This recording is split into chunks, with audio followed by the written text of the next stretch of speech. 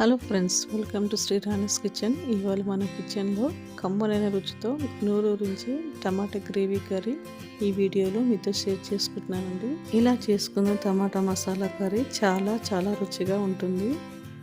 ఇలా చేసుకున్న టమాటా కర్రీ అన్నంలోకి తిన్నా, చపాతీలోకి తీసుకున్నా సూపర్గా తినేయచ్చు.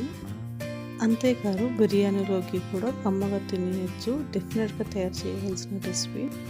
మసాలా తయారీ కోసం ప్యాన్లో కొద్దిగా నూనెను వేసుకొని నూనె వేడెక్కిన తర్వాత అరకప్పు పల్లీలు వేయండి. అలాగే ధనియాలను, నువ్వులను వేసుకోండి. ఆ తర్వాత హాఫ్ స్పూన్ జీలకర్ర వేసుకొని ఈ మసాలా దినుసులను లో ఫ్లేమ్లో ఎర్రగా వేయించండి. లో ఫ్లేమ్లో వేయించడం వలన పల్లీలు లోపల బాగా వేగి క్రిస్పీగా అవుతాయి. చూడండి, ఇలా ఎర్రగా వేగిన తర్వాత ప్లేట్లో తీసుకొని పక్కన ఉంచండి. ఆ తర్వాత అదే ప్యాన్లో అరకప్పు ఉల్లిపాయ ముక్కలు తీసుకోండి. ఉల్లిపాయ ముక్కలు లో ఫ్లేమ్లో ఫ్రై చేస్తూ ఇలా ఎర్రగా వచ్చేంత వరకు వేయించండి. ఇలా ఎర్రగా వేగిన ఉల్లిపాయ ముక్కలు ముందుగా మనం వేయించుకున్న పల్లీల్లోకి తీసుకోండి. ఇప్పుడు పల్లీలు, మసాలా దినుసులు కొద్దిగా చల్లారేంత వరకు పక్కన ఉంచండి.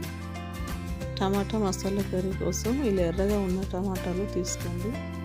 మీడియం సైజు ఉన్న టమాటాలు తీసుకోండి. అప్పుడే టమాటాలోకి మసాలా కర్రీ వెళ్ళి టేస్ట్ చాలా బాగుంటుంది. సో ఇలాగ తీసుకున్న టమాటాని బాగా కడిగి తొడమ బాగా ఉన్న టమాటాని కట్ చేయండి. అలాగే ఈ టమాటాలని 3/4 భాగం వరకు కట్ చేయండి. మనము వంకాయ మసాలా కర్రీకి ఎలా కట్ చేసుకుంటామో అలా కట్ చేసుకుంటే సరిపోతాయి. అలాగే ఇలా కట్ చేశాక లోపల ఒకసారి చెక్ చేసి తీసుకోండి. అలాగే టమాటాలు పాడైపోయి ఉంటాయి కాబట్టి ఒకసారి చెక్ చేసి తీసుకోండి. సో అలాగే ఈ టమాటాలన్నీ 3/4 వరకు గుత్తి వంకాయలాగా కట్ చేసి తీసుకోండి. ఈ టమాటాలని పక్కన పెట్టేసి కర్రీ ప్రిపేర్ చేసుకుందాం. కడాయిలో 1 టేబుల్ స్పూన్ ఆయిల్ వేసుకోండి. నూనె కొద్దిగా వేడెక్కిన తర్వాత ముందుగా మనం కట్ చేసుకున్న టమాటాలు వేసుకోండి. ఇప్పుడు ఈ టమాటాలు 2 నిమిషాలు లో ఫ్లేమ్లో ఫ్రై చేయండి. టమాటాలు ఒకవైపు ఫ్రై అయ్యాక ఇంకోవైపు తిప్పి లో ఫ్లేమ్లో ఫ్రై చేయండి. ఈ టమాటాలు లో ఫ్లేమ్లో కలుపుతూ స్లోగా ఫ్రై చేయండి, లేదంటే టమాటాలు ముక్కలుగా అయిపోతాయి.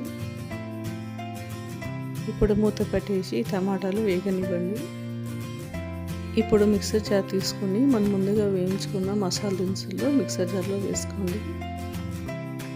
అలాగే ఈ మిక్సర్ జార్లోనే 2 స్పూన్లు ఎండు కొబ్బరి పొడిని వేసుకోండి. నేను ఇక్కడ ఇంట్లో ఉన్న ఎండు కొబ్బరిని పొడి చేసుకొని వేస్తున్నాను. అలాగే 10 నిమిషాల ముందు నానబెట్టుకున్న కొద్దిగా చింతపండును నీళ్ళతో పాటు వేయండి. ఇప్పుడు ఈ మసాలా దినుసులను మెత్తటి వెన్న లాంటి పేస్ట్ చేసుకోండి. చూడండి, ఈలోగా టమాటాలు మెత్తగా వేగిపోయాయి. ఇప్పుడు ఇందులో హాఫ్ స్పూన్ పసుపును వేసుకొని ఒకసారి కలుపుకోండి. ఇలా కలుపుకున్న తర్వాత ఇందులోనే కారం వేసుకోండి. నేను ఇక్కడ 2 స్పూన్స్ కారం వాడాను.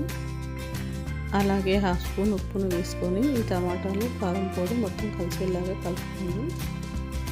మీరు కారం తక్కువ తినే వాళ్ళైతే కొద్దిగా కారం తగ్గించి వేసుకోండి. ఉప్పు, కారం వేసి ఇలా ఫ్రై చేయడం వలన టమాటాలోకి కారం వెళ్ళి టమాటా కర్రీ చాలా రుచిగా ఉంటుంది. ఇలా టమాటాలు వేగిపోయాక మనం ముందుగా మిక్సీ పట్టుకున్న మసాలా పేస్ట్ వేసుకోండి.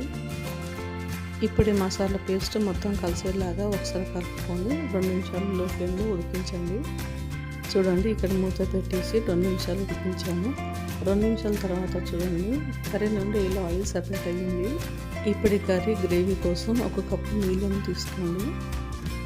నీళ్ళను వేసిన తర్వాత ఒకసారి కలుపుకొని మీ రుచికి సరిపడా ఉప్పు, కారం అడ్జస్ట్ చేసుకోండి.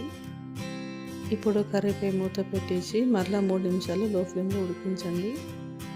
ఇప్పుడు ఈ కర్రీలోకి తాజాగా ఉన్న 2 రెమ్మల కరివేపాకు, అలాగే 1 స్పూన్ గరం మసాలా తీసుకోండి. ఆ తర్వాత సన్నగా తరిగిన పుదీనాను వేసుకొని ఒకసారి కలుపుకొని మళ్ళీ 2 నిమిషాలు ఉడికించుకుంటే సరిపోతుంది. 2 నిమిషాల తర్వాత చూడండి, గుమగుమలాడే కమ్మనైన టమాటా మసాలా కర్రీ రెడీ. ఈ కర్రీని మనం ఇలా సింపుల్గా చేసుకున్నా చాలా రుచిగా ఉంటుంది. అంతే త్వరగా తక్కువ టైంలో చేసేసి టమాటా మసాలా కర్రీ రెడీ. ఇలా మీరు లంచ్ బాక్స్లకైనా లేదా ఇంట్లో ఉన్న టమాటాలతో అయినా చేయాలంటే ఇలాంటి కమ్మని టమాటా కర్రీ ట్రై చేయండి.